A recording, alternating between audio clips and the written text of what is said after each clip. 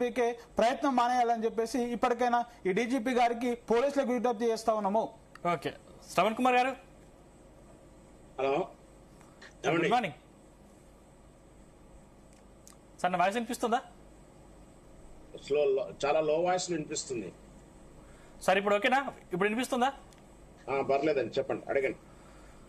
So నేను బాల్కసుమన్ కొంతమేర అక్కడ ప్రజల్ని ఉద్దేశించి కొన్ని వ్యాఖ్యలు చేశారు. అది కాంగ్రెస్ నాయకులు సీరియస్ గా తీసుకున్నారు, కేసులు కూడా పెట్టారు. సో ఇది రాజకీయంగా ఏ పార్టీకి లబ్ధి చేకూరే అవకాశం ఉంది, ఏ పార్టీ నష్టపోయే అవకాశం ఉంది? బాల్కసుమన్ మాట్లాడిన మాటలు కరెక్ట్ అంటారా? రాజకీయ లాభాలు అనేది ఇప్పుడు నేనైతే సెకండ్ ఫ్లాట్ చేసి అసలు ఈ వాక్యాల మీద ఎలాంటి చర్యలు తీసుకోవాలి, చట్టపరమైనటువంటి విశ్లేషణ చేయాలనేది నా ఉద్దేశం. ముఖ్యంగా ఈ బల్క సుమన్ గారు మాట్లాడినటువంటి తీరైతే ఆక్షేపణీయమే, చట్టబద్ధంగా శిక్షించాల్సిందే, కేసులు పెట్టాల్సిందే. ఎందుకంటే అంత బహిరంగంగా ఆ తరహా పిలుపు ఇవ్వడం అనేది ప్రజాస్వామ్యంలో ఉద్యమ తీరు కాదు, ప్రశ్నించే తీరు కూడా కాదు. అది మీరు అంటే తెలంగాణ ఉద్యమ తీరులో జరిగిన విధానాలు వేరుగా ఉంటాయి. ఇప్పుడు పిలిపించినటువంటి విధానం, ఆ విధానానికి మన సమస్య పరిష్కారానికి ప్రజాసంబద్ధంగా తీసుకురావాలి. అది ముఖ్యంగా ఉద్యమ పార్టీగా బీఆర్ఎస్ పార్టీ చేపట్టినటువంటి రక్తపాత రహితము లేదా అట్లాంటి సిద్ధాంతం, హింసా సిద్ధాంతం వచ్చినటువంటి ఉద్యమ తీరు నుంచి నాయకుడి నుంచి ఇలాంటి పిలుపు రావడం నిజంగా కూడా బాధాకరమే. ఖచ్చితంగా చర్యలు తీసుకోవాల్సిందే. కానీ మరి ఇతని మీద మాత్రమే ఎందుకు చర్యలు తీసుకుంటుంటారు? గతంలో మాట్లాడిన వారి మీద చర్యలు తీసుకో, వాళ్ళకు వర్తించవా చట్టాలు అనేది నా ప్రశ్న ఇక్కడ. ముఖ్యంగా అంటే మీకు అనుకూలంగా ఉన్నప్పుడు వాళ్ళ మీద మాత్రమే వాక్యాలు వినిపిస్తాయి, వాటి మీద కేసులు పెడతారు.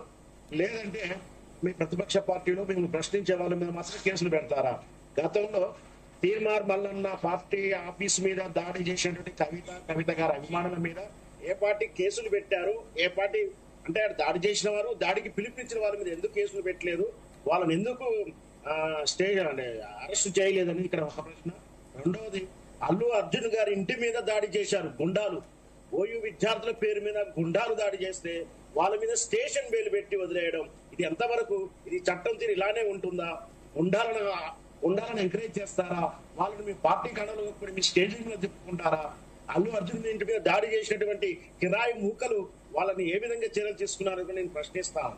ఇంకొకటి, నిన్నగాక మొన్న కరీంనగర్ లో బీఆర్ఎస్ పార్టీ ఆఫీస్ మీద, ఆ కార్యాలయం మీద, ఎమ్మెల్యే కార్యాలయం మీద, పావని గౌడ అనేటువంటి కార్యకర్త మీద దాడి చేసినటువంటి ఆ గుండాల మీద ఏ పార్టీ చర్యలు తీసుకున్నారని కూడా ప్రశ్నించాల్సి వస్తుంది. అంటే ఉద్యమ అంటే కొట్టండి, దాడి చేయండి, పిలిపించిన మీద చర్యలు తీసుకోవాల్సి వస్తున్నప్పుడు మళ్ళీ స్పష్టంగా చెప్తున్నాను, దాడి చేయండి అని పిలిపించినటువంటి వారి మీద చర్యలు తీసుకోవాల్సి వచ్చినప్పుడు దాడి చేసిన వారి మీద మీరు ఏ విధమైన తీవ్రమైనటువంటి జవాబుదారీగా ప్రవర్తించారనేది రేవంత్ రెడ్డి గారు ప్రశ్నించాలి. ముఖ్యమంత్రిగా, రాష్ట్ర హోంశాఖ మంత్రిగా ఆయన బాధ్యతమైన సమాధానం చెప్పాలి.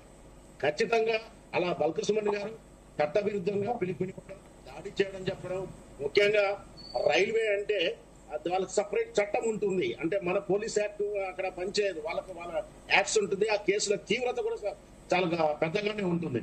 అట్లాంటి సంస్థల మీద కూడా ఆయన దాడి చేయాలని పిలవడం అనేది నిజంగా హేతుబద్ధమైనది కాదు. నేను ఖచ్చితంగా ఖండిస్తాను, అరెస్ట్ చేయాలని.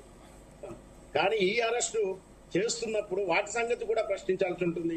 అక్కడ లేని ఆ చట్టం తీరు ఇక్కడ ఎందుకు ప్రవర్తించాల్సి వస్తుంది? పాలకులు అందరినీ సమానంగా చూడాలి కదా. ఇకపోతే రేవంత్ రెడ్డి గారు సందర్భాలు చాలా ఉన్నాయి. అసెంబ్లీ సాక్షిగా తొండలేస్తాం, తొక్కుతాం, తోలు తీస్తాము, ఒక్కొక్కరిని ఇరగదీస్తాను. ఆయన మరి తలారి అనుకుంటున్నాడో అర్థం కాదు. ఆయన రాష్ట్ర ముఖ్యమంత్రి మాత్రమే, హోంశాఖ ప్రతినిధి మాత్రమే. శిక్షలు వేయడానికి చట్టాలు ఉన్నాయి, కోర్టులు ఉన్నాయి, కోర్టు పరిధిలో శిక్షలు ఇస్తారే.